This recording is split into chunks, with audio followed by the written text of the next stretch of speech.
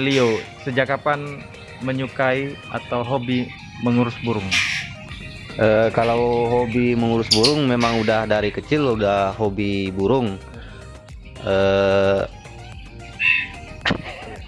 Baik, nah, apa kesenangan yang didapat dengan memelihara atau merawat burung?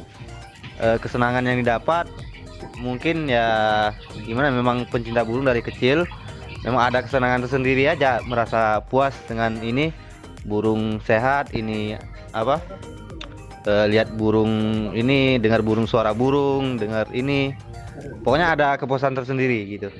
Pernah ikut kontes suara burung gitu? Kalau aku sih belum pernah, belum pernah ikut, cuman ini juga melihara burung orang juga, cuman ngerawatnya aja.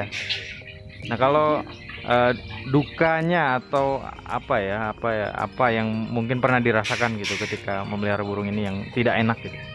Yang tidak enaknya ya jelasnya kalau melihara burung kita harus ini fokus sama burung, nggak bisa kemana-mana.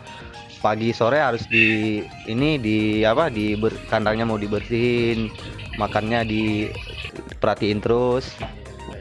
Yang jelasnya waktunya harus fokus sama burung, nggak bisa ditinggal terlalu lama gitu. Terima kasih. Oke, sama-sama.